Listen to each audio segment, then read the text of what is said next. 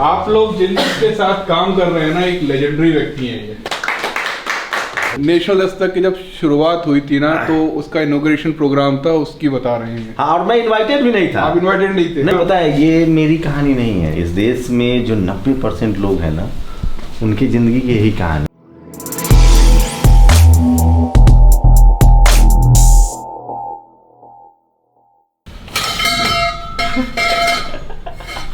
मजाक ही हो गया।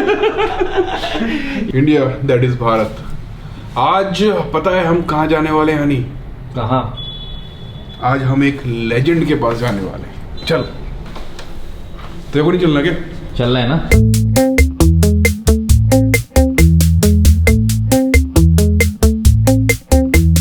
हाँ, काट दो। फ्रेश है, आओ चलें। शंभू भाई कैसे हैं आप? Thank you.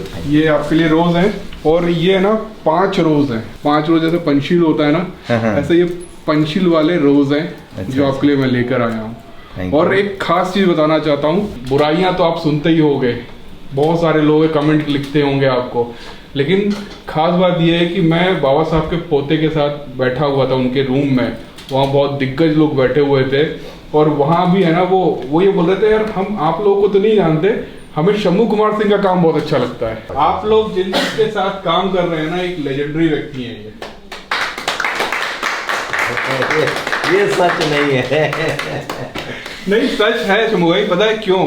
क्योंकि आपके साथ जो लोग जुड़ते हैं ना, मुझे नहीं पता एक्चुअली, मैं बहुत सारे लोगों को नहीं जानता हूँ पर्सनली, बट मैं जानता हूँ कि YouTube पर आना और कहाँ से 200, 300, 400, 500 सब्सक्राइबर से शुरू करना और 60-70 लाख तक पहुँचना, फिर उन सबके फ़ोन अटेंड करना, उनकी कमेंट की गालियाँ सुनना, और उसके बाद भी अपना फोकस एक खास जगह पर रखना, ये बहुत बड़ी बात है। उन लोगों को क्रेडिट दीजिए जिन लोगों ने इसकी शुरुआत की। मैं तो एक कर्मचारी के तौर पे जुड़ा कर्मचारी हूँ, काम करता हूँ।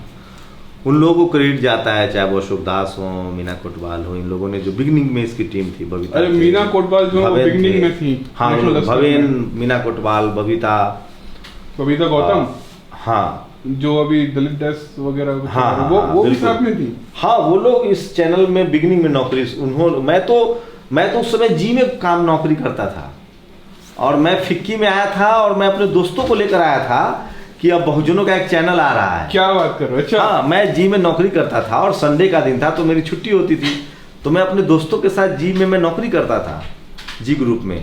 तो मैं वहाँ से आया था, मैंने कहा कि अब बहुजनों का एक चैनल आ रहा है।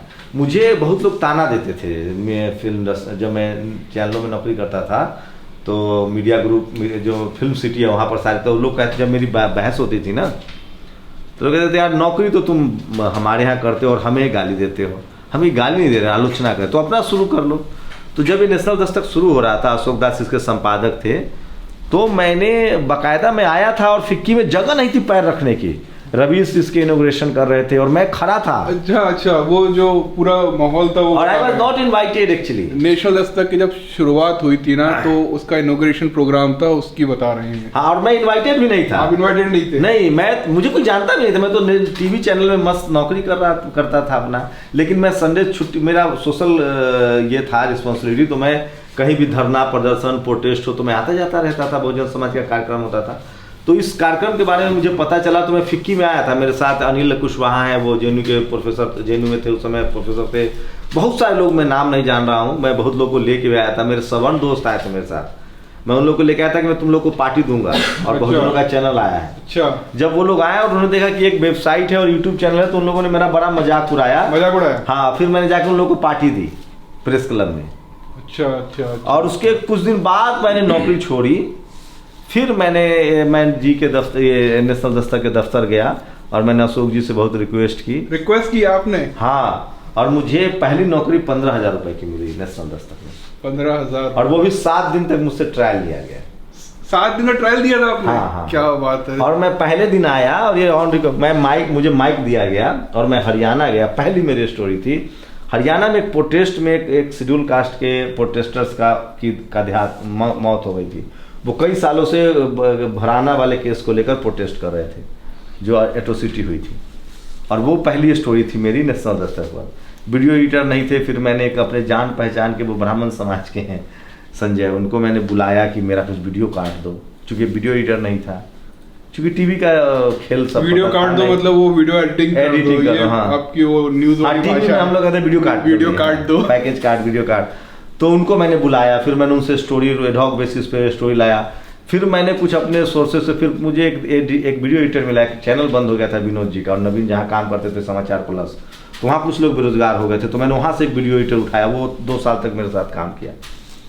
फिर उसके बाद मैं यहाँ से, मुझे अशोक जी ने कहा कि तुम इतने कम पैसे में कैसे काम करोगे? मैंने कहा नहीं, मैं करना चाहता हूँ, मुझे करना है। 15,000 की नौकरी है। जबकि और कौन उसमें कितने लोग और थे? बबीता थे, भवेन थे, साथ में काम कर रहे थे। हाँ, वो सब लोग वहाँ थे। उनने फिर धीरे धीरे क्यों छोड़ा? कुछ पर्सनल कारण थे उनके? नहीं, वो लोग वेबसाइट देखते थे यूट्यूब पर, वेबसाइट वो लोग देखते थे, और मेरे जाने के बाद मैंने थोड़ा चैलेंजेस एक्सेप्ट किया, काम करना शुरू किया। उसके बाद फिर मैं यहाँ से चला गया इंडिया टीवी दोबारा। अच्छा, इंडिया टीवी फिर गए आप? हाँ, मुझे यहाँ से अशोक जी ने कहा कि कहाँ, यहाँ तो तुम्हारा करियर खराब हो जाएगा, कुछ है नहीं, क्या पता। तो मैं फिर चला गया इंडिया टीवी। अच्छा। फिर मैं वहाँ मतलब ज्वाइन कर लिया। फिर मेरे मन में कसक थी, क्योंकि एक लखनऊ से एक डॉक्टर साहब मिलने आए, जो अभी भी डॉक्टर है, और वो रोने लगे मुझे देख के। एकदम छोटा सा दफ्तर था, इतना बड़ा। और मैंने कहा आप क्यों रो रहे हैं? तो कह रहे कि मुझे पता नहीं था कि अपने समाज में भी पत्रकार है। मैं पैकेज करता था उस समय। कब की, कौन सी ईयर की बात है? जब शुरुआत 2016 के आसपास ना। वो रोने लगे और उन्होंने मुझे गले लगाया। तो मुझे लगा कि बताओ, मैंने 2-4 पैकेज ही तो लिखे हैं, तो मैं चैनल में रोज आधा घंटा का शो बनाता हूँ मैं। तो जिस चैनल पे आप थे वहाँ पर बहुजनों की बात करने देते थे या वहाँ रोक टोक होती थी? वहाँ नहीं, वहाँ तो मेरी बहुत लड़ाई चलती थी। रोक टोक होती थी वहाँ पे? रोक टोक नहीं, आप बना ही नहीं सकते। जिसने गाय पाला है दूध तो वही खाएगा ना। हाँ। तो फिर मैंने इंडिया टीवी के इंटरव्यू में कह दिया कि नहीं करनी आपकी नौकरी, चलिए मैं निकल रहा हूँ। कुछ बहस हो गई, फिर मैं दोबारा आया। सब लोग काफ़ी समय तक, 1 साल तक अशोक जी रहे, उसका 6 महीना तक रहे। फिर नोएडा में बहुत बड़ा दफ्तर बना। अच्छा, नोएडा में दफ्तर बना। मैं जो उस समय सब्सक्राइबर क्या थे, कब ये एकदम से 200-300 सब्सक्राइबर? ग्रोथ मुझे याद नहीं। ग्रोथ कहाँ से देखा आपको? ग्रोथ दिखी कहीं से आपको, या ये धीरे धीरे चलता रहा? नहीं, ग्रोथ फिर हम लोगों ने वीडियो डालना शुरू किया तो लोगों को पसंद आने लगा। मैं पहले रिपोर्टिंग करता था, फिर मैं पैकेज लिखता था। मतलब सोचिए कि बहुत स्थिति खराब हुई, चैनल की स्थिति खराब हो गई, ऑफिस बंद हो गया, कर्मचारी सब चले गए, सैलरी नहीं मिलेगी तो जाएंगे ही। 25 लोग काम करते थे, 3 लोग। आप क्यों कर रहे थे काम? आप भी चले जाते? नहीं, मैंने लाइफ टाइम कमिटमेंट कर दिया था कि मैं नेशनल दस्तक चलाऊंगा। और जिन लोगों ने शुरू किया था, अशोक जी चले गए थे, दिलीप मंडल इसके कंसल्टेंट एडिटर थे, बहुत लोग जुड़े हैं इनसे। श्वेता यादव नहीं रही, वो जुड़ी, कई सारे लोग। अभी मीना कोटवाल बीबीसी चली गई, पीएचडी करने चली गई। भवेन चले गए, भवेन आधा सिस्टम उनको मिला, वो वेबसाइट चला रहे थे, आगे कंटिन्यू नहीं कर पाए। मेरे लिए चैलेंज था ये। फिर मैंने एक छोटा सा दफ्तर लिया, फिर मैं दूसरे चैनलों में भी नौकरी करता था। फिर वहां से मैं कमा के फिर यहाँ के स्टाफ को सैलरी देता था। अच्छा। हाँ, वहां से कमा के यहाँ स्टाफ में दे रहे थे? हाँ, मैंने एक जगह और नौकरी शुरू की। मतलब आपने नेशनल दस्तक अपने मुझे चलाना था। हाँ, उसके बाद हाँ, जब ये घाटा में चला गया पूरी तरह से, सारे स्टाफ छोड़ के चले गए क्योंकि सैलरी नहीं आ पा रही थी। आपको दे दिया गया था कि आप चलाओ। हाँ, जैसे मर्जी चलाओ। हाँ, तो पहले मैंने सोचा कि कम से कम 25, 30, 50,000 रुपए का इंतजाम हो जाए, वो भी नहीं हो रहा था। तो मैंने फिर 50,000 की कहीं नौकरी की। वही ये IIN में नौकरी की। ये मैं तो अभी तक ये जानना चाहता हूं। और एक दफ्तर इधर था, एक दफ्तर रोड के उस तरफ था। वहाँ मैं आप अच्छे एक कॉलेज से पढ़कर निकले थे, पत्रकार थे आप, बहुत बड़े चैनल्स पर आपने जॉब भी किया। तो आप एक ऐसे चैनल को चला रहे थे जो आपका भी नहीं था। नहीं है, आज भी नहीं है। आज भी नहीं है। और आप सारा पैसा कमा कर, दूसरी जगह से कमाकर उन लोगों की सैलरी दे रहे थे। हाँ, कुछ दिन करना पड़ा। और मैं उस समय रिसोर्सेज नहीं था, तो मैं सुबह में रिपोर्टिंग करने पहले सुबह ऑफिस आता था 9 बजे। मैंने अब पिछले 6 साल में एक दिन भी छुट्टी नहीं ली। कोई ऐसा दिन नहीं गया होगा जिस पर नेशनल दस्तक पर मेरा वीडियो नहीं है। 6 साल में मेरी माँ हॉस्पिटलाइज हो गई, उससे बुरा स्थिति नहीं हो सकता है। मेरे फादर को कार्डियक अरेस्ट हुआ, उससे बड़ी स्थिति नहीं होती है, लेकिन मैं फिर भी वीडियो बनाता हूँ। उसके बाद भी मैं हॉस्पिटल में कोने में खड़ा होकर, चूंकि लोग देखने लगते हैं क्या बोल रहा है, तो मैं कहीं कोने में खड़ा हो जाता हूँ, कहीं चलते फिरते रोड पर, लेकिन मैं खबर देता हूँ लोगों को। पिछले 5 सालों में कोई ऐसा दिन नहीं हुआ जिस दिन मेरा वीडियो नेशनल दस्तक पर नहीं गया होगा। और मैंने सम्राट अशोक मेरे आइकॉन है, तो मैंने सोचा कि जैसे उन्होंने, मैंने सुना है कि उन्होंने 80,000 स्तंभ, अशोक स्तंभ 88,000 शायद। हाँ, 88,000। तो मैं चाह रहा हूँ मैं अपने जीवन भर में 80,000 वीडियो डालना चाहता हूँ। मेरे ख्याल से कितना हो गया 35,000। लेकिन वो सारे वीडियो मेरे नहीं है ना, मुझे उसके लिए 100 साल जीना पड़ेगा। पता है शंभू भाई, मैं ना जहाँ भी जाता हूँ, आप किसी से भी पूछ लेना, मेरे पीठ पीछे पूछ के देख लेना, इससे भी पूछ लेना, हनी से। मैंने बताया ना शंभू भाई, एक एग्जांपल जरूर देता हूँ मैं। और वहाँ पर काशीराम जी की फिल्म की लॉन्चिंग चल रही थी और वहाँ पर ये कैमरामैन लेकर आए थे। उससे उन्होंने बोला कि ये शूट कर लेना, उसको पता नहीं क्या शर्म आ रही थी कि क्या आ रहा था, और वो शूट नहीं कर पा रहा था। शंभू तो छोड़, शंभू ने कैमरा लिया उससे और खुद वहाँ जमीन पर ऐसे बैठ के शूट कर रहे थे। हाँ, मैं कैमरा करता हूँ अभी भी, मैं अपने कैमरा मैं हैरान रह गया। उस समय भी आपके कितने सब्सक्राइबर थे? 20 लाख। मतलब मैं अगर 20 लाख मेरे पास होते ना, तो अगर नॉर्मल व्यक्ति के पास 20 लाख सब्सक्राइबर होते ना, 4 कैमरामैन लेके चलता वो। लेकिन आप वहाँ जमीन पर लेट कर उसको शूट कर रहे थे, वो मुझे इंस्पायर करता है। शुरू में वो दिक्कतें हुई हैं कि अभी भी मेरे पास, चूंकि आइडियोलॉजी की वजह से उस तरह के लोग नहीं मिल रहे हैं। अब तो लोग मिल भी रहे हैं, पहले तो दिक्कत थी। तो मैं शुरू में सुबह ऑफिस आता था, फिर दोपहर तक मैं पैकेज लिखना, वीडियो बनाना, फिर शाम में रिपोर्टिंग करना, फिर उसको कला के कटवाना। तो ये कमिटमेंट है। मैं ये नहीं कह रहा हूँ कि मैं कोई बड़ा तोपची हूँ, अतिस्मार खाऊं। मुझे लगता है कि ये एक सोशल कमिटमेंट है और इसमें बहुजन समाज के लिए ये कोई पार्ट टाइम जॉब नहीं है। एक्चुअली पत्रकारिता बहुत डर्टी जॉब है, लेकिन बहुत डेडिकेशन का जॉब है। शुभ भाई, एक सवाल है मेरा, आपके माता पिता कितने पढ़े लिखे? नहीं है पढ़े लिखे नहीं है? नहीं। तो उन्होंने आपको, मेरे पिताजी नाम सिग्नेचर जानते हैं, वो स्कूल मतलब उतना नहीं थे। उनके पिताजी, मेरे दादाजी मजदूर थे, तो मेरे पिताजी नहीं पढ़ पाए। लेकिन मेरे बड़े चाचा बहुत पढ़े लिखे थे। उनको मेरे दादा ने, मेरे बड़े चाचा जो अनमैरिड रह गए, उनके बच्चे नहीं हुए, वो बहुत पढ़े लिखे थे। मेरी एक स्ट्रैटेजी है, मेरे चाचा हिंदुस्तान टाइम्स में प्रूफ रीडर थे। मेरे इलाके में वो बिहार में गोल्ड मेडलिस्ट थे और उन्होंने टॉप किया था, दूसरे नंबर पर पूरे बिहार में आए थे।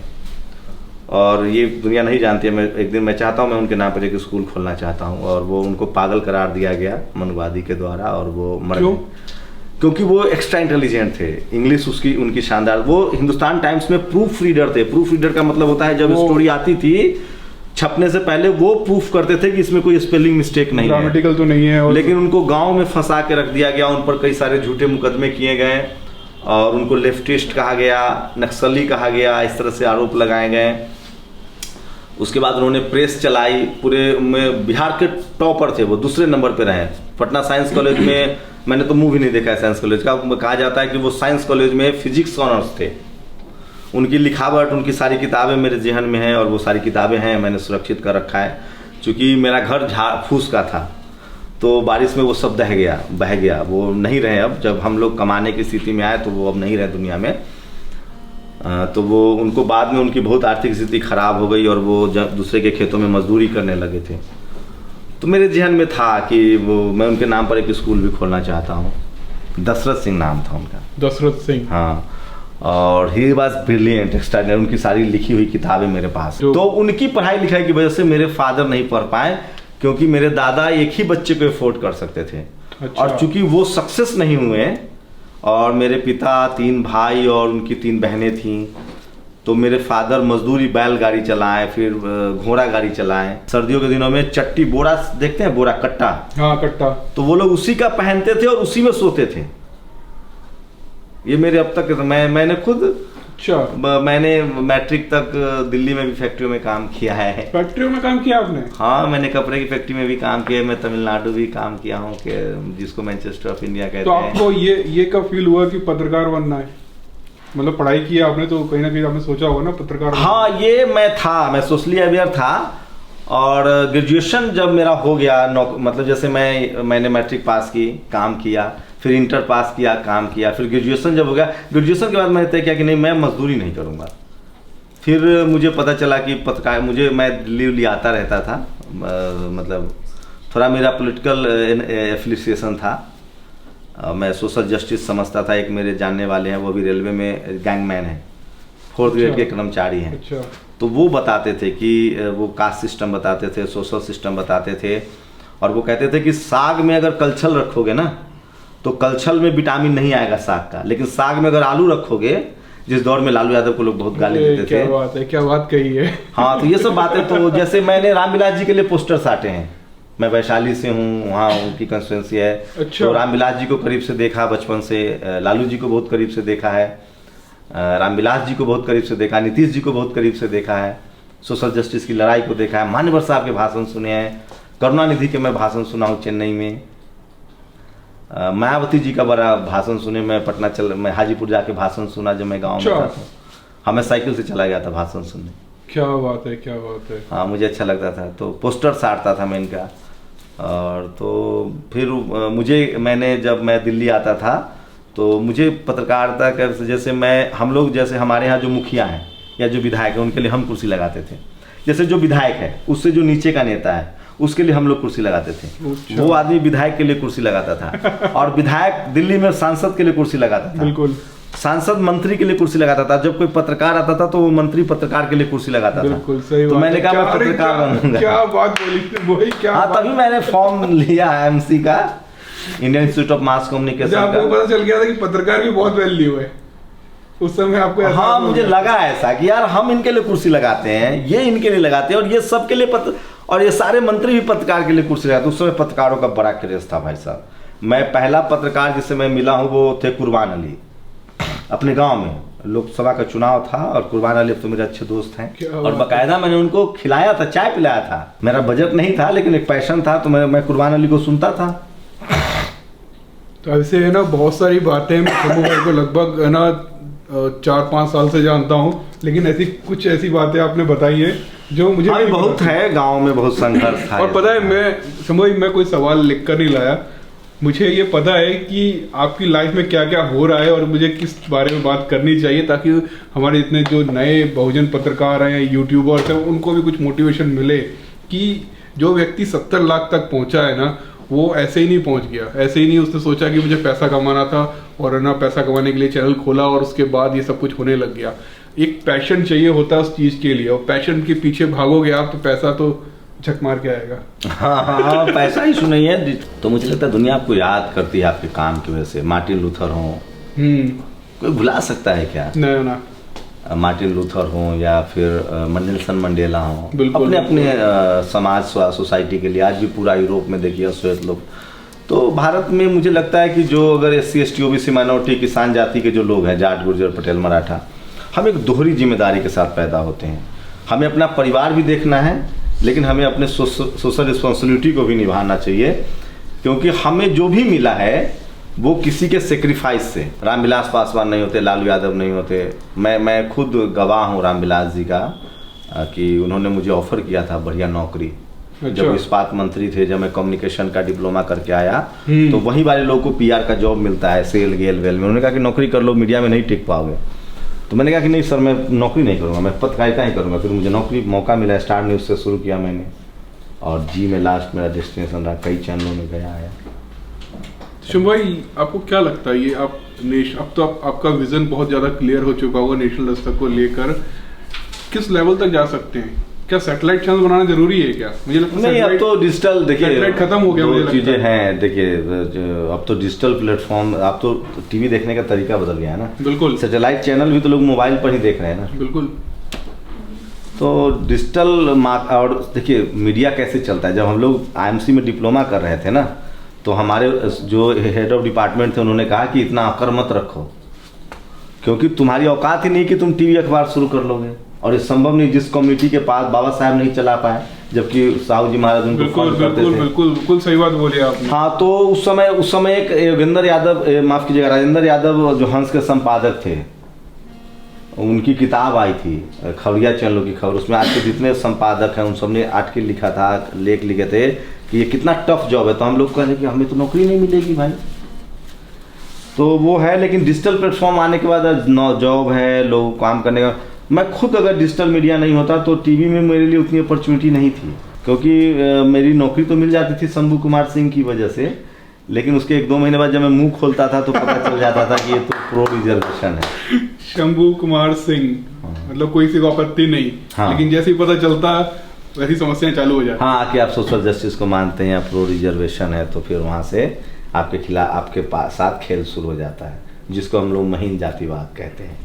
वो मेरे बड़े चाचे वाली बात मैंने पहली बार डिस्क्लोज की, क्योंकि मैं उनके बहुत करीब था, लेकिन मेरा बदकिस्मती, मैं बोल रहा हूँ ना, मैं रह नहीं पाया। और ही वाज, मतलब वो सोचिए मुझे याद है एक बार हिंदुस्तान टाइम्स के लोग उनको बुलाने आए थे, जब वो दिनों तक काम पर नहीं गए थे, तो बड़े बड़े लोग आते थे मेरे घर पर। मेरा 2 झोपड़ी था टाट का, तो पटना से दिल्ली से लोग आते थे और हम लोग बच्चे थे, तो चूंकि हम लोग पढ़े लिखे नहीं थे हमारे घर में, तो लेकिन हमको उनकी अहमियत पता थी। मतलब यही कारण है ना कि शंभू भाई को मैं इनवाइट करने आया हूँ वैलेंटाइन डे बाबा साहेब। शंभू भाई, मुझे पता है मैं आपसे लगभग कितने सालों से जुड़ा हुआ हूँ, हम बहुत सी चीज़ों पर डिस्कशन भी करते हैं, कई बार मिलते हैं, घंटों बैठते भी हैं, लेकिन जब भी आपके साथ बैठता हूँ ना कुछ नई चीज़ें निकल के आती हैं, और उन सब चीज़ों को जानकर है ना, पता है ये मेरी कहानी नहीं है। इस देश में जो 90% लोग हैं ना, उनकी ज़िंदगी की यही कहानी है। उनके जीवन में ये लड़ाई ही इसीलिए है कि इस देश के हर बच्चा को संसाधन मिले। पता है देखिए, ये जो लोग महिमा मंडित करते हैं ना कि रिक्शा चालक का बेटा IAS बन गया, मैं पत्रकार बन गया, ये बहुत गलत बात है। मेरे बैच में जब मैं मिडिल स्कूल में था गांव में, तो 50 बच्चे थे। हाई स्कूल में गया तो उसमें से 25 बच गया। हाई स्कूल के बाद 10 बच गए। उस 10 में से एक एयरफोर्स में है, मैं अपने गांव वाली बात कह रहा हूँ, एक मैं पत्रकारिता में हूँ और एक कॉर्पोरेट में, मतलब एक बिजनेसमैन बन गया। बाकी वो 47 बच्चे कहाँ गए? ये होता है ड्रॉप आउट का तकलीफ। इसलिए मैं कह रहा हूँ ये जो महिमा मंडित है ना कि ये तकलीफ से निकल के गुदरी का लाभ, जब तक हर बच्चे को संसाधन, मेरे सोचिए मैं अपने बैच की बात बता रहा हूँ, 47 में से 50 में से हम तीन हम अब संपर्क में हैं। बिल्कुल। बाकी कहाँ गए? कहाँ गए? बाकी वो SC ST OBC माइनॉरिटी के बच्चे, क्योंकि हमारे स्कूल में एक भी सवर्ण बच्चा नहीं था। सारे सवर्ण टीचर थे, सवर्ण बच्चा नहीं था। वो पूरा SC ST OBC minority backward का गांव है मेरा, लेकिन वो ठाकुर बहुल इलाका है। वहाँ जब हम लोग ठाकुरों के गांव में जाते थे तो चप्पल हाथ में ले लेते थे या साइकिल से उतर जाते थे। हम लोग मैच खेलते थे तो अगर जीत गए, ये SC ST OBC माइनॉरिटी वाला अलायंस की हमने ताकत देख रखी है। हम लोगों ने जब मिला जुला के टीम बनाया जिसमें दलित, पिछड़ा, मुस्लिम सब होते थे, तो हम लोग हरा देते थे। बहुत बढ़िया। मतलब आप समझ रहे थे कि हमको आगे कैसे चलना है। हाँ, तो और जैसे हम हार जाते थे तो गाली सुनते थे, क्योंकि ग्राउंड उन्हीं लोग के गांव में था। और अगर हार जाते थे तो सोचिए क्या दुर्गति होती थी, लेकिन हरा भी देते थे ना तो अभी गाली पड़ती थी कि कल फिर खेलना पड़ेगा। अच्छा। हाँ, मतलब कैसे कैसे जीत गए। हाँ। तो ये जो महिमा मंडन है ना, ये अगर सभी बच्चों को, देखिए बहुजन समाज के बच्चे ड्रॉप आउट होते हैं। आप किसी बच्चे, देखिए सफलता कोई मेरिट वेरिट कुछ नहीं होता है, मौका आपको मिलना चाहिए। 1 बार 2 बार 3 बार 4 बार रस्सी आते जाते पत्थर पर निशान पड़ जाता है। आप बूंद 10 साल तक एक जगह पानी का बूंद टपकाइए, लोहा में छेद हो जाएगा। तो हमारे लोगों को मौका नहीं मिलता है, इसलिए वो जैसे 50 बच्चे थे हम लोग प्राइमरी स्कूल तक, मिडिल स्कूल में आते आते 40-45। अच्छा, उसमें एक और विडम्बना, एक भी लड़की नहीं निकली। सारी लड़कियों का, हमारे बैच में कम से कम 15-20 लड़कियां थी। अच्छा। हाँ, उस सब की शादी ब्याह, कोई भी अभी मतलब मैं ये नहीं कह रहा हूँ कि वो असफल है, मतलब प्रोफेशनल लाइफ में नहीं आ पाए। चलो एक आखिरी सवाल है मेरा, कोई ऐसा कुछ है, कुछ मैजिक वर्ड या कुछ खास चीज, कुछ टैग वगैरह नेशनल दस्तक की वीडियो को चलते हैं? पता है, मैं सच बताऊं, नेशनल दस्तक इसलिए चूँकि शुरुआत में जैसे मैं सोचता था ना, वैसे लोग सोचते थे, बोलते नहीं थे, डर था एक मन में। मैंने उसे बोलना शुरू किया, और कुछ मैं क्या करा, मैं फूले पेरियार अम्बेडकर की लाइनें ही तो दोहरा रहा हूँ। मेरे पास तो इतना भी समय नहीं है, इतनी भी मेरी एजुकेशन नहीं है कि मैं कोई अपना यूनिक चीज़ लिख पाऊँ। मैं सब कुछ इस देश के जगदेव बाबू हों, सुनेलाल पटेल हो, रामविलास जी हों, लालू जी हों, आप जैसे लोगों से मिलता हूँ। रोज मुझे कम से कम, मैं रोज 1000 कॉल उठाता हूँगा। बिल्कुल बिल्कुल बिल्कुल। तो उसमें से बहुत सारे लोग हैं। मैं कह रहा हूँ कि मैं, इसीलिए मेरे दिमाग में आइडिया, हम लोग वैज्ञानिक भी बन गए हैं, नासा में भी चले गए हैं, दुनिया भर में बिजनेस भी करें, हम लोग सिर्फ बोलना नहीं सीखे हैं। जिस दिन बहुजन बोलना शुरू कर देगा, किसान बोलना शुरू कर देगा, कोई है जो बोल के इस देश को बोली की कमाई खा रहा है। मतलब कुल मिला के ये है कि अगर नेशनल दस्तक जैसा बनना है ना, तो आपको पढ़ना पड़ेगा। सारे बहुजन जितने लोग हैं, जितने महापुरुष हैं, अगर आप उनको पढ़कर उनकी बात भी रिपीट कर दोगे। आप नहीं पढ़ सकते तो दिलीप मंडल को फॉलो कर लीजिए। बिल्कुल। He was a legendary journalist। आप फ्रैंक हुजूर को पढ़िए, उससे बड़ा कोई भारत में दिलीप मंडल, फ्रैंक हुजूर, और बहुत सारे लोग हैं, क्रांति कुमार, बहुत सारे लोग हैं यूनिक लिखते हैं। मैं तो कुछ भी नहीं हूँ, मैं तो उन्हीं लोगों को फॉलो करता हूँ। हाँ, मैंने कई लोगों को इस जैसे नीरज थे, बात वो नहीं डर रहे थे, नौकरी कर रहे थे, वो भी उनको निकाला। नवीन जी थे, नवीन सर कह रहे थे कि यार शंभू नहीं हो पाएगा, वो बड़े पदों पर थे। मैंने कहा कि नहीं, अपना शुरू किया जाए। आर्टिकल 19 नवीन कुमार। हाँ, हम लोग 3 दिन उनके घर गए। ओहो, उनको मतलब वो नहीं तैयार थे कि अब पता नहीं क्या, चूँकि वो बड़े फलक पर काम कर चुके थे, प्राइम टाइम स्क्रिप्ट कर लिखते, प्रोड्यूसर थे। और अब मैं इसलिए कह रहा हूँ कि बहुजनों, मैंने यहाँ से जो लोग काम करके गए हैं वो 4-4 मिलियन सब्सक्राइबर है। अरुण है, किसान जाट से समाज से आते हैं, धर्मेंद्र है, गुर्जर जाट समाज से आते हैं। आपके भोपाल में मेरा लोकेश गुर्जर, तो तमाम मैं किसान जातियों के लोगों को जोड़ रहा हूँ। जाट, गुर्जर, पटेल, मराठा, कायस्थ, बनिया, राजपूत, इन लोगों को तो पता भी नहीं कि मेरा शोषण हो रहा है। शेड्यूल कास्ट के लोगों को तो पता नहीं कि मेरा शोषण हो रहा है। इन लोगों को तो पता ही नहीं है कि मेरा शोषण हो रहा है। High court, supreme court, media, जो चूँकि शेड्यूल कास्ट के साथ क्या था कि न रहने के लिए घर था, न खाने के लिए था, तो उन्होंने ज़्यादा रिटेलिएट किया। ये जो किसान जाति है, इनके पास चूँकि थोड़ा सा ज़मीन है, खाना है, और जाति में इनको लगता है कि हमसे कोई नीचे तो है, तो इनको तो अपना शोषण ही नहीं पता है कि ये किस तरह से media, judiciary, college, university, bureaucracy से बाहर है। सही बात है। और यही सारी बातें आप बता रहे हो और उनके कान भी खड़े हो रहे हैं और समझ भी रहे हैं। आप, मैं नहीं, आप मतलब कोई मीडिया बता रहा है ना। मार्क जेफरलेट है, इंडियन एक्सप्रेस में उनकी आर्टिकल आती है भाई।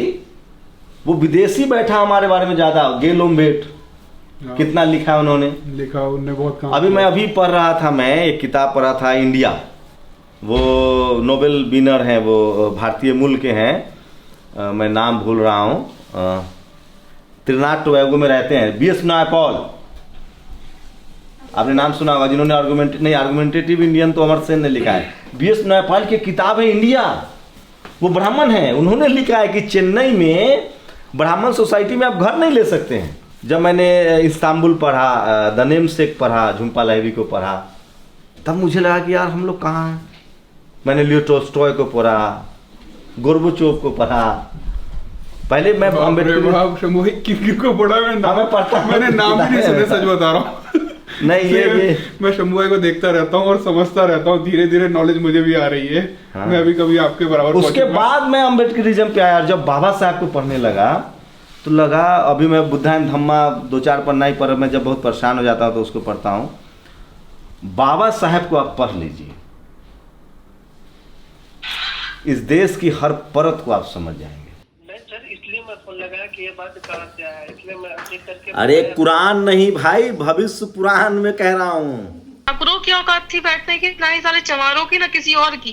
ठीक है, स्वर्ण जाति के बारे में आप शब्द कह रहे हो, सुन रहे हैं, आदमी समझ के रखा है क्या? सवर्ण से, ब्राह्मण से सवर्ण पे क्यों आ गई?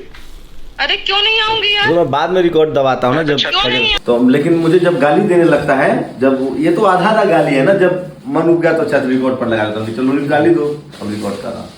नहीं तो मैं किसी का फोन रिकॉर्ड नहीं करता हूँ, किसी का भी नहीं। नॉर्मल स्थिति में फोन कोई कुछ बोल के चला जाए, सब। मैं तो ऐसा पत्रकार हूँ कि मैं पुलिस को भी कहता हूँ कि भैया आपका कॉल रिकॉर्ड कर रहे हैं। ठीक है, कहाँ से बोल रहे हैं आप? लखनऊ से बोल रहा हूँ, एयरपोर्ट के पास जा रहा है। अच्छा ठीक है, चलिए, जब दिल्ली आइए तो मिलिए। दिन भर फोन आते ही रहते हैं आपके। ठीक है भाई, मैं मिलता हूँ फिर आपसे। ठीक, थैंक यू आपको इतना प्रीशियस टाइम देने के लिए, और आप सभी को जय भीम। आपको भी जय भीम सर। बाय बाय भाई। Okay, take care. ओके भाई।